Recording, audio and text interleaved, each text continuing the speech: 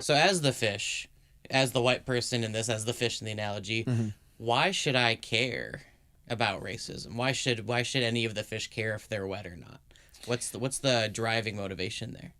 So like, I mean, and people I work with, they know I'm very honest. The honest truth is, if you are individualistic and you're okay with that, you shouldn't care. Like, it don't make that fish know, never mind whether he's wet or not.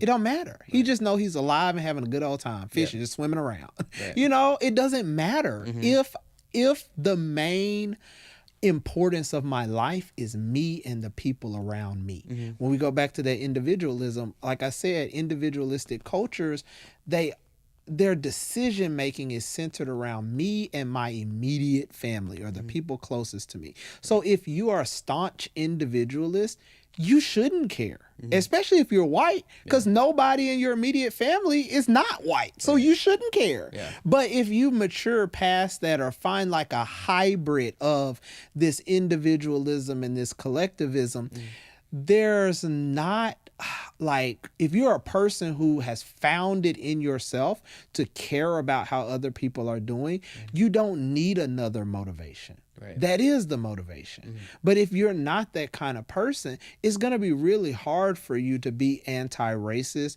or to care about racism if you only care about the things that are closest to you. Right. So like when we're talking about should a white person care about racism, it depends. Like it's really up to you, because as we've seen, you can make it in this country a fish can make it just fine in the water. Right. They don't never have to swim against the tide if they don't want to. But what about the animals that don't have the gills? You know, we just down here drowning. Right. But if you don't care, then no. Yeah. You know, but if you do, you're probably gonna want to try to do something about it. So I think this brings us to a good point now to go from a grand scale from talking about it as a country and as a globe down to specifically what you're doing in the schools. So what is your approach to handling all of these things within the schools that you work with? So one of the things that my approach is centered upon is honesty. I remember, like, when I start out with my clients, one of my rules, one of my boundaries, and I'm a really strong boundaries person, and so like I tell people what it's gonna be and what it's not gonna be, and that's what I'm good. I do what I say I'm gonna do, and so what I tell people in the beginning is I'm never gonna make you do anything. Like, I don't have that power. And that comes from, I think about this old grandma church phrase that black people be saying, tell the truth, shame the devil. And so like, to me, the truth convicts. Like, I don't convict people. I don't go in, bust up in the office, it's some racism up in here, let's sniff it on out. Like, no, people will sit down, talk to me, and they'll ask questions just like this, and I just start talking, and they'll just be like, dang, that's just true. And so I just let it be true. Right. The truth convicts. I don't have to. So like when people set up time with me or whatever, I just start talking about my experience and what it is. Yeah. And then it kind of goes from there, and it becomes the white person's choice of like, do I want to do something about this conviction I'm feeling, or do I want to walk away? Again, like, you know, should white people care about racism? If you only care about the people close to you, no. Yeah. If you care about other people, then those people say, dang, I feel convicted. I want to do something helpful. Right. And so when we get to that point, you know, I said earlier in our conversation that I'm a lifelong teacher regardless. My master's is in special education. My grandma was a special education teacher. And I worked at a special education preschool all of my college days. And so when I think about special education, you know, those are the students who have a documented learning disability or cognitive or developmental disability. Right. And I taught, you know, all the way from folks who are highly functional, folks who are nonverbal, and, you know, even down to just like a struggling reader. And so in my last classroom position, I was working with struggling readers, struggling mathematicians. And so like the thing is that you have to be honest with somebody who's struggling. So if I had a kid who was in the 5th grade, but reading at a 3rd grade level, the first thing we have to do is tell them. Like, you take the test and we're like, okay, you're in the 5th grade. You know that. You also know that you struggle with reading. We're going to tell you exactly where you struggle. Right. You're at about the 3rd grade level. And so like when you tell people the truth, if it's a hard truth, then they're going to feel some stuff. Yeah. And so, you know, we give the kids time to say, like, how do you feel about that? And a lot of students, especially as they get older, it becomes more embarrassing. It's like, I don't want to be labeled the one who can't read. I don't want, I don't want to be ashamed of this and that. And I help them process those feelings. I'm like, okay, now you know that I know how you feel.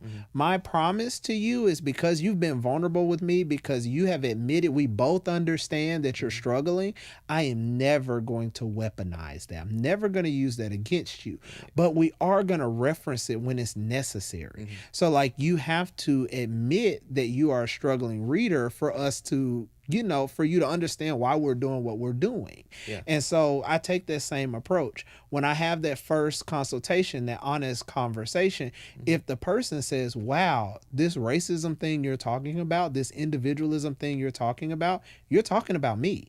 Yeah. And I want to do something about that. And so we kind of go from there. Yeah. So in a similar way that fifth grader struggling with reading might feel the fear of judgment from their peers, making this a difficult process, what is it for white people that you come in contact with and start this process with? What is the fear for them coming into this? I think white people are afraid of change. Like, I think they're afraid of the same things that we're all afraid of. Like, as humans, we bend toward comfort. We bend toward familiarity, routine, schedule. And so, like, I can understand that, like, white people are afraid because their world and their country is changing around them.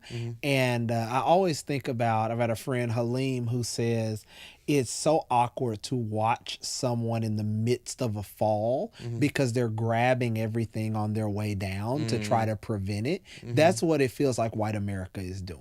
Gotcha. It's like they feel like they're falling and they're just grasping at anything to stand back up. And so the thing that, like, if you think about individualism, it makes sense that white folks are afraid of this change, because if you are white and thereby individualistic, individualism says my value comes from what I do, what I have achieved.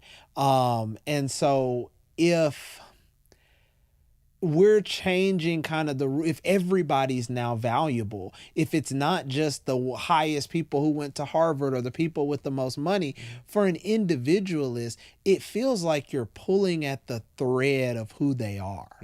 And I think that is what makes people of color so resilient. Like, as being a part of a collectivist culture, I am valuable regardless. Right. And, so when you look down through the annals of time for African Americans, being black is lit. Like, even though it's not, it is. Like, the slaves was out there singing and dropping singles out there in the field. We was writing the music off top, freestyling, made a whole genre of music during slavery.